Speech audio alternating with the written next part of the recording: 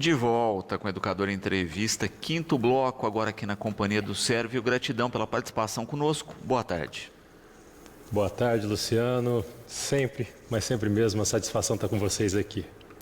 Sérvio, nós passamos aí pelo Abril Verde, não é, que fala da conscientização aí do envelhecimento com saúde, né, com atividades físicas, gestão de estresse, alimentação de qualidade. Só que a gente, né, sempre destaca, né, o mês ele ressalta isso, mas para que a gente coloque isso na rotina, eu acho que é até interessante a escolha de abril, não é? Porque sempre, né, na passagem do ano a gente faz a promessa de mudanças, mas na própria passagem a gente exagera aí na alimentação, aí vem carnaval que a gente não cumpre aquilo, não é? E abril a gente dá aquele respiro, fala, opa, né, vamos retomar, vamos colocar a cabeça nos eixos aqui, né? Mas tem que se criar uma rotina e essa é a grande dificuldade. Luciano, a grande dificuldade está realmente em você manter uma constância naquilo que a gente se propõe a fazer. Nós vimos, né, muito aí, até brevemente, as avenidas lotadas, com as caminhadas no começo do ano, as academias, certo, recebendo os alunos, mas isso veio se diluindo. Claro que alguns permaneceram, isso é muito bom, pessoas que até não tinham contato com atividade física regular, né, com exercício, que é atividade sistematizada, mas a grande maioria, infelizmente, deixou isso pelo caminho, certo? Ou se preparou ali muito intensamente para o carnaval e depois abandonou, mas realmente acho que esse é o momento e é muito bom a gente estar levantando essa bandeira da atividade física, né? Nós temos outros meses aí que nós comemoramos, certo? O novembro, o próprio outubro, que está tudo ligado à atividade física e alimentação.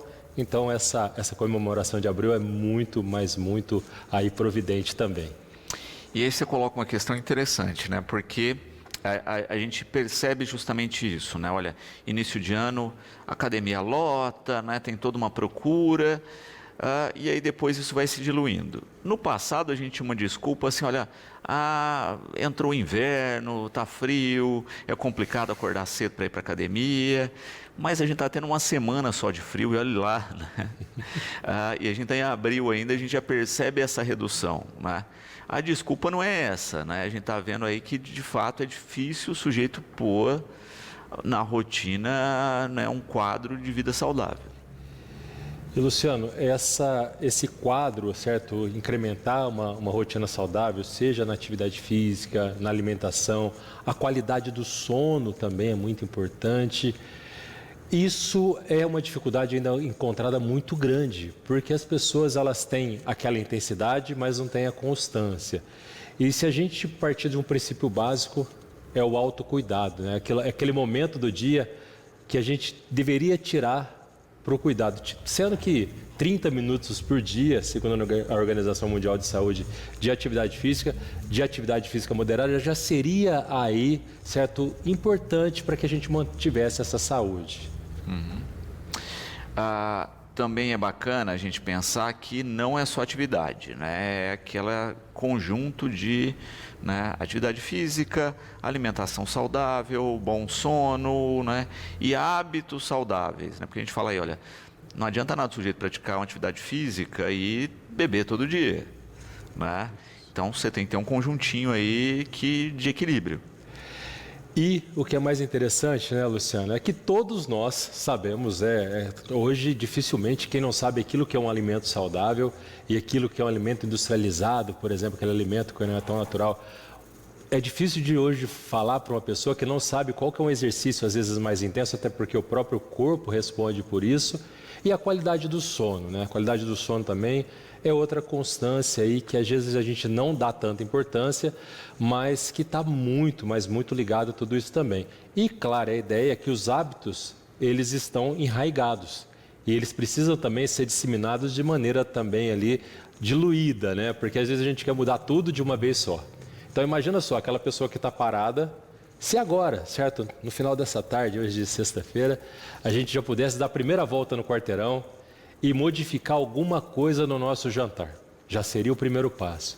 Isso gradativamente vai se construindo. Eu tenho um exemplo que eu sempre gosto de citar, até preteritamente já falei dele outras vezes. A gente quer pendurar às vezes um balanço em uma árvore, tá? A gente tem que esperar a semente brotar, essa árvore se tornar forte para que a gente coloque esse balanço e possa desfrutar.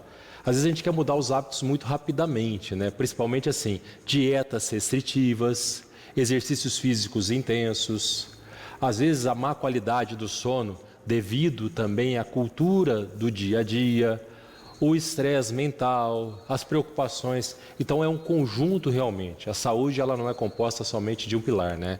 É um conjunto de hábitos, de atividades, de rotinas que constroem a boa saúde, a boa rotina de vida, e isso realmente traz a longevidade. Aí você vai ter uma vida mais saudável, mais longilínea, vai ter realmente aí uma qualidade muito maior na sua vida, o que vai possibilitar que você tenha também aí outras compensações, né? O que é muito, muito bom também.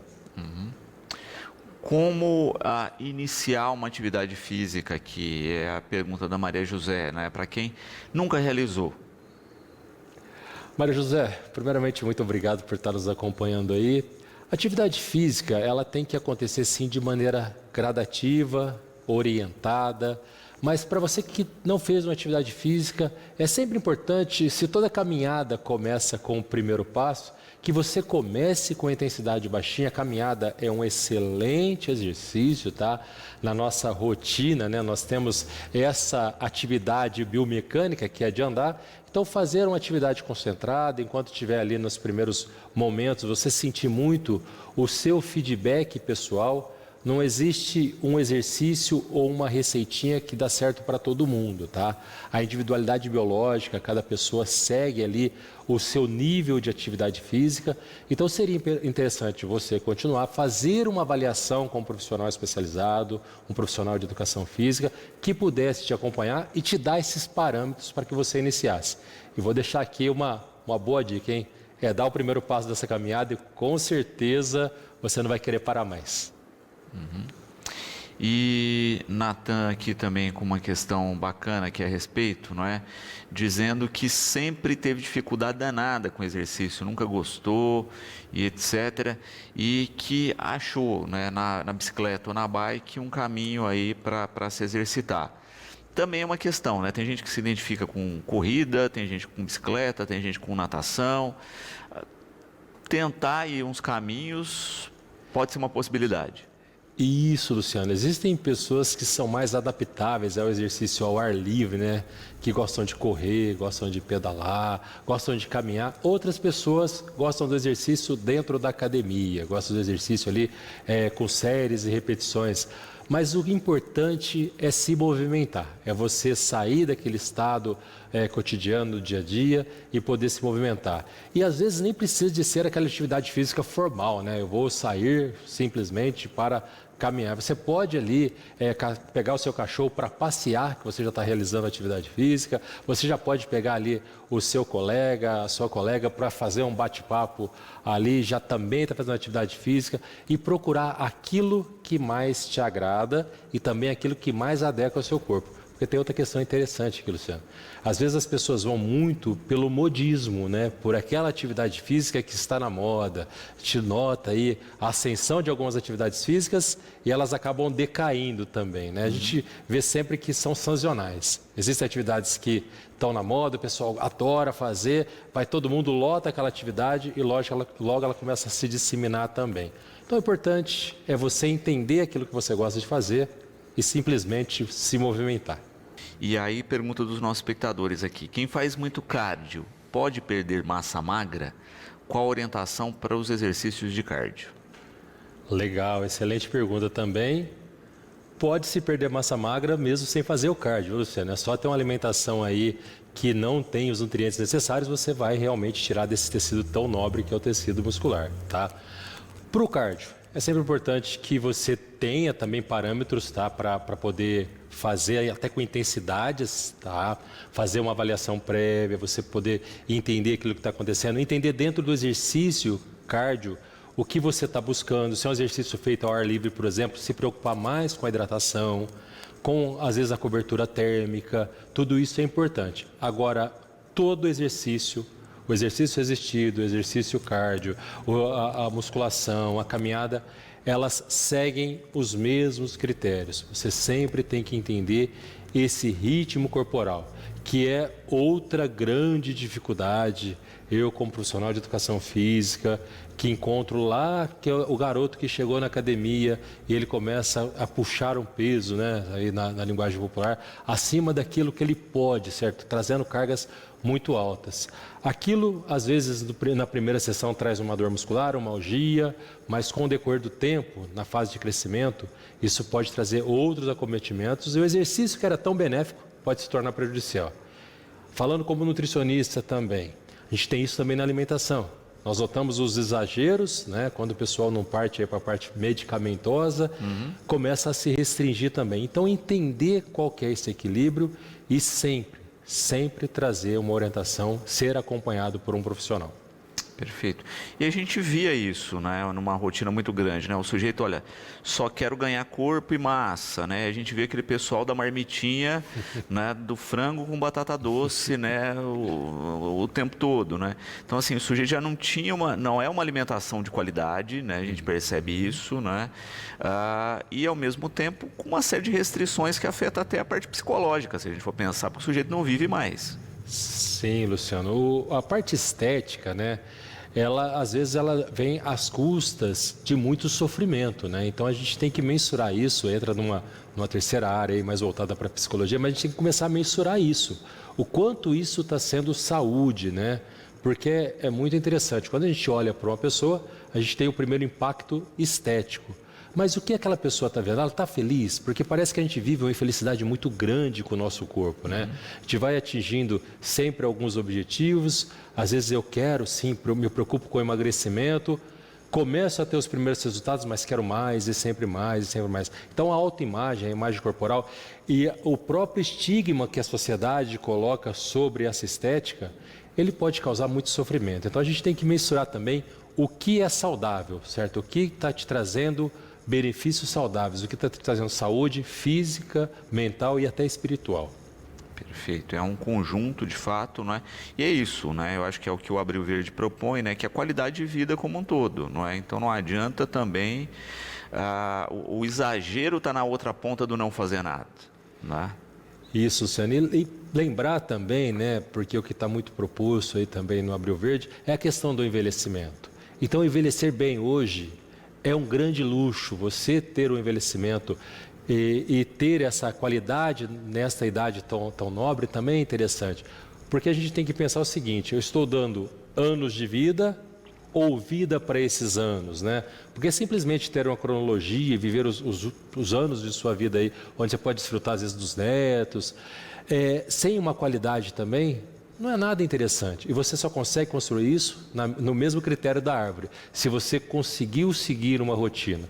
Apesar que nunca é tarde para se começar uma atividade, nunca é tarde para se tomar uma decisão de saúde. Grande parte das doenças metabólicas, Luciano, elas estão diretamente ligadas à má alimentação, à qualidade de vida que está sendo prejudiciada, à cultura que a gente irraiga sempre aí do exercício, certo? Então o sedentarismo, ele traz por trás dele muitas outras doenças também. Quando se fala aí também da questão específica, né, desse envelhecimento com qualidade de vida, o Jair coloca também uma questão interessante, né, que é uma ilusão aí, por exemplo, o atleta de alto rendimento, não é? Muitas vezes a gente vê aí essas pessoas e acha que elas terão qualidade de vida na velhice, quando muitas vezes não, né? O sujeito aí passa por lesões, né, destrói articulações, entre outras questões, e acaba tendo uma qualidade de vida pior, muitas vezes, de quem tem uma prática, né, moderada de exercícios. Isso. Quando a gente ainda fala, Luciano, vamos dizer assim, no grande esporte, né, que é o futebol, a gente tem que pensar que uma fatia muito pequena das pessoas que tentam futebol se tornam profissionais. E desses que se tornam profissionais, os que vão atingir o alto nível, naqueles clubes que realmente têm um acompanhamento nutricional, a fisioterapia, o acompanhamento psicológico, é ainda menor, tá? Então, ao alto nível, nós temos que pensar que o atleta, a pessoa, o material de trabalho dela é o próprio corpo. E o que a gente utiliza em uma máquina, por exemplo, a gente vai extrair daquela máquina o máximo que ela pode. E hoje ainda, com a introdução da mídia, certo? Sendo cobrada, então tem a cobrança da mídia, do patrocinador, a cobrança da própria sociedade, da torcida. Tudo isso faz com que o atleta cada vez mais queira quebrar barreiras. E muitas vezes ou ele para pelo meio do caminho por uma lesão ou conclui a sua carreira exatamente com essas articulações, essa parte cardio também sobrecarregada. Então, qualidade de vida não está muito ligada, às vezes, a alto nível também. E a Natália coloca uma questão interessante também, né? A alimentação, antes ou depois do exercício, né? Ou né, o que comer antes e o que comer depois. Natália, muito obrigado aí pela sua participação. Nós temos que nos alimentar, certo, durante todo esse período. Só não dá para levar a marmitinha no meio do treino, né? Tem gente que consegue. E tem gente que ainda faz isso, Tenta. Luciano. E dependendo da necessidade calórica desse atleta... Já vi gente mastigando na esteira. Mas dependendo do que essa pessoa está se propondo, a fase do treinamento, é até aceitável. Mas existe sim uma alimentação voltada mais do que aqueles alimentos que são mais voltados aos carboidratos, que geram energia, são os de pré-treino, né, Luciano? Aqueles que vão fazer com que você prepare e chegue no exercício, porque o carboidrato ele é um gerador de energia. Então, a alimentação que tenha um índice de carboidrato maior, e aí já vou aproveitar e abrir um parênteses aqui, aquelas pessoas que restringem o carboidrato, então não vão ter um bom desempenho muitas vezes nos exercícios. E no pós-treino, né, alimentação pós-treino, uma alimentação que tem um enriquecimento proteico. Não quer dizer que você vai tirar o carboidrato, porque o carboidrato ele vai até ajudar, né, na liberação insulínica ali para absorver essa proteína. Mas é muito interessante que a alimentação não aconteça só antes e depois do treino, Luciano. Até porque, durante o meu treinamento, talvez eu fique ali por 1 hora, um pouquinho mais que 1 hora, certo? E já aproveito para abrir outro parênteses aqui e fazer uma crítica grande daquelas pessoas que vão e passam muitas horas em uma academia, lembrando que o exercício ele tem uma rotina. Ele tem a sua execução, o seu tempo de descanso, porque senão ele começa a perder esse efeito também. E lembrando que essa hora e meia que você está na atividade ativa, depois você tem todas as outras horas que é de recuperação. Então a alimentação durante todo o processo de recuperação, ela é muitíssimo importante. E aí nós vamos adequando para cada faixa etária.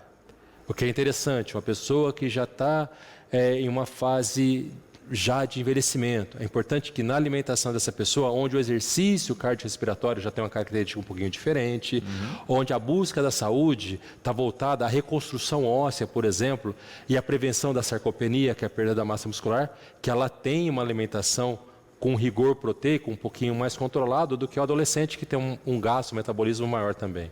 Lembrando também que os excessos de proteína, Luciano, trazer outro ponto de discussão.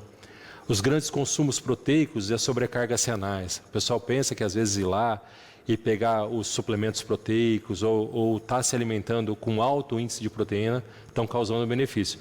Às vezes as sobrecargas estão aí. Por isso que é importante você conhecer o seu corpo, conhecer o seu gasto energético, conhecer o seu metabolismo, para que isso tudo possa ser adequado. Então, cada pessoa tem características específicas e necessidades específicas aí de alimentação, antes ou depois do treino e também na sua rotina, né? Então, por isso que tem que ter uma avaliação de profissional.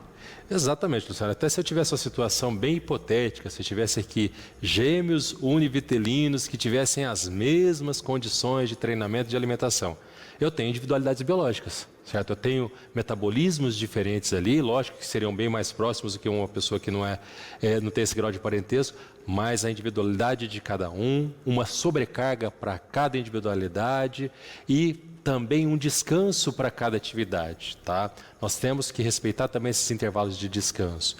Às vezes a gente faz a divisão dos grupos musculares ali na academia, a gente faz a divisão dos percursos nas atividades aeróbias. Nós notamos aí também que a parte cardio, por exemplo, quando a gente tem a prática do ciclismo ou do mountain bike, nós temos que entender esse percurso. Hoje o percurso, ele é um percurso onde eu vou ter uma inclinação maior, é um percurso mais reto, e dentro disso eu vou criando um programa que quem é do profissional de educação física vai entender muito bem, que chama periodização, que eu vou fazer os períodos de treinamento. E dentro desse período de treinamento eu vou adequar a alimentação em cada um desses períodos. A Bianca também, não é? Quando a gente fala aí da prática do exercício com alimentação, ela coloca um ponto que a gente colocou, que é qualidade de sono, né? E ela diz que ela não dormia bem até iniciar a prática de exercício, né? Então, hoje ela não fica pelo menos sem uma caminhada diária e ela percebe que o sono melhorou demais em função disso. Sim, Luciano. Hoje nós temos aí uma exposição muito grande a telas, né? A gente está o tempo todo aí com telas e tudo mais. E nós viemos, né, até socialmente, perdendo um pouco desse tempo de dormir, né? Hoje a gente acha totalmente normal, por exemplo, o períodos de sono bem reduzidos. Mas, Bianca, essa questão é bastante interessante, porque o exercício ele traz, ou ele estimula algumas liberações hormonais que são importantíssimas. O próprio bom cansaço, né, o cansaço corporal que o seu corpo pede para que tenha essa reposição, vai trazer a questão do sono e a qualidade do sono, porque não está ligado somente a quantas horas que eu durmo, Luciano, mas como que é a qualidade desse sono? Quantas vezes eu acordo à noite? Como é que eu tenho dormido? O meu estado corporal ali, eu acordo descansado realmente? Ou eu passo muitas horas e acordo realmente ainda cansado, sem disposição? Porque tudo isso pode, inclusive, estar ligado, Luciano, a pequenos ajustes, como ajustes de pequenas vitaminas, às vezes, que estão faltando na alimentação e que podem trazer aí um benefício tanto para o sono quanto para o estímulo, para a gente ter uma potência melhor durante o dia aí para as nossas práticas de exercício. Uhum. Também, não é, quando se começa a alinhar esse conjunto, eu acho interessante a colocação dela, que uma coisa puxa a outra, não é? O sujeito começa com exercício, né? Às vezes melhora lá o quadro de sono, mas às vezes não, mas aí você vai lá, tá, mas e alimentação? Né? Tá fazendo exercício, mas está se entupindo de porcaria. Então é um conjunto da obra, não adianta um isolado. Isso, nós vamos fazer aqui, eu posso traçar aqui claramente 2 círculos, né? A gente vai ter um círculo primeiro que é um círculo bem voltado aí ao destreinamento. Aquela pessoa que é sedentária, teoricamente ela vai ter um acúmulo de gordura maior, vai ter um sedentarismo maior, uma qualidade de vida pior, o que faz com que ela procure menos atividade física, tenha um acometimento maior de doenças, esse acometimento maior de doença impede que ela faça um exercício. Vamos pegar e modificar um pouquinho desse quadro? Aquela pessoa que tem uma prática regular de atividade física e uma boa alimentação, ela tem mais disposição, tem uma qualidade melhor do seu exercício, tem uma noite de sono melhor, descansa melhor, que faz com que ela tenha ali uma qualidade, tenha menos possibilidade de ter o acometimento de doenças, que faz com que ela tenha uma prática melhor de atividade física. Então a gente consegue reverter esse quadro com alguns fatores. Atividade física e alimentação são pilares aí que são imprescindíveis para esse ritmo ou para esse círculo. Rogério coloca também uma questão interessante, que a gente pensa em envelhecer com qualidade quando a gente já está velho. Né? E não se prepara para isso, o que seria o ideal. Rogério, muito legal a sua questão, tá? Nós vamos trazer aqui uma dualidade, né? Chegar à terceira idade e se preocupar com isso ainda é um benefício, tá? Ainda é um benefício quando você se preocupa com essa qualidade de vida. Mas é muito clara a ideia que tudo aquilo que você for construindo no decorrer da sua vida de maneira saudável vai ter frutos ali no final. Nós temos, Luciano, ali pessoas, às vezes na faixa dos 40, 50, até 60 anos, que têm um condicionamento cardiorrespiratório extremamente melhor do que os garotos, às vezes com 20, 30 anos, tá? Então, por quê? Porque isso é um processo que vem sendo construído. E o que é interessante, Rogério? O exercício, ele é muito gratificante também nos resultados, assim como a alimentação. Quando você começa a associar tudo isso, talvez no primeiro momento só você perceba as pequenas mudanças. Mas é legal porque logo alguém vai estar falando, que legal, você emagreceu aqui um pouquinho, está com uma postura melhor, se preocupa muito pouco, às vezes, com essa questão da postura e da saúde, né? Seus exames bioquímicos, talvez aquela pessoa que te acompanha vê uma melhora muito grande, mas o que é fato? Que o exercício e a alimentação, quando associados, eles trazem também uma gratificação muito grande. Nós temos aí, Luciano, que já nas primeiras 4, 6 semanas de uma atividade regular, bem monitorada, feita de maneira ali controlada, com orientação, você já tem grandes resultados. Nós temos doenças metabólicas, por exemplo, a pressão arterial, a própria resistência à insulina, que tem suas melhorias muito rapidamente, por quê? Porque a situação, a qualidade de vida estava tão desregada que quando você traz os primeiros benefícios, essa melhoria é muito grande também. Então, assim, é importante a qualquer momento que você inicie. Quanto antes, melhor. Muito bom. E é isso, né? O que não quer dizer também que é isso, né? Olha, tem uma exidade, não vai dar mais tempo, não vou iniciar. É lógico que o impacto é menor, mas vai te dar qualidade de vida. Sim, nós temos, até porque já entraram em contato comigo, várias pessoas dos projetos aí de terceira idade de Batatais que estão nos assistindo. Essas pessoas, elas fazem suas atividades regulares e é notável, Luciano, como que existem melhorias. As melhorias, elas são sim muito claras na parte física, mas a grande, vamos dizer, o ponto-chave que a gente encontra está muito ligada a essa qualidade, a essa saúde mental que é pouco discutida, às vezes um pouco difícil de ser mensurada, e as pessoas vão, como você disse, num processo. Uma coisa vai puxando outra. Eu melhoro a minha alimentação, eu melhoro o meu exercício, melhoro o meu sono, melhoro a minha vida, melhoro a minha sociabilização com meus amigos, tenho mais potencial de fazer mais coisas. Na terceira idade, autonomia e independência. Me torno mais autônomo, me torno mais independente, consigo fazer as minhas coisas e a vida flui muito melhor. Tá bom. Pedro, parabenizando aqui pelas dicas, né, pelas colocações e falando a respeito de suplemento, não é? As pessoas não estão exagerando em suplementação, esquecendo o básico que é a alimentação? Luciano, Pedro, realmente a suplementação, como o próprio nome já diz, né, vem para suplementar a alimentação ou uma deficiência. Eu, atualmente, estou muito próximo à linha de suplementos, né? Mas, por exemplo, nós temos a creatina, que é muito utilizada para a parte esportiva. A creatina tem diversos outros benefícios que não estão ligados somente à parte de exercício. Mas existe também, Luciano, quando essa creatina ela tem, por exemplo, uma hiperestimulação, ela vai trazer os seus malefícios também. Agora, Pedro, é muito interessante o que você coloca, porque até essa avaliação tem que ser feita. Existe alguma carência? Existe uma necessidade para que eu tome aquele suplemento? Eu iniciei minha atividade física. A minha alimentação, o meu aporte nutricional não está dando conta realmente de suprir o meu gasto energético? Não, eu consigo suprir com a alimentação. Quanto mais eu conseguir suprir com a alimentação, melhor. Onde entra o suplemento? Quando a alimentação não está dando mais conta, porque é claro também, Luciano, que é muito mais fácil, às vezes, fazer um scoopzinho ali de uma proteína e conseguir ingerir, do que fazer um prato no meio do dia. Pessoas hoje, com o nosso ritmo de vida, por exemplo, é muito melhor que ela tome um suplemento do que ela deixe de fazer uma refeição, por exemplo, ou uma alimentação, se isso for impossível. Mas se você consegue ter uma alimentação, principalmente com produtos naturais, menos industrializados, naquela velha máxima lá de descascar mais, desembalar menos, isso tudo vai trazer um benefício e suplementos, eles vão vir só para suplementar se necessários. Serve para quem quiser acompanhar um pouquinho do seu trabalho, né, conhecer um pouco mais das ações.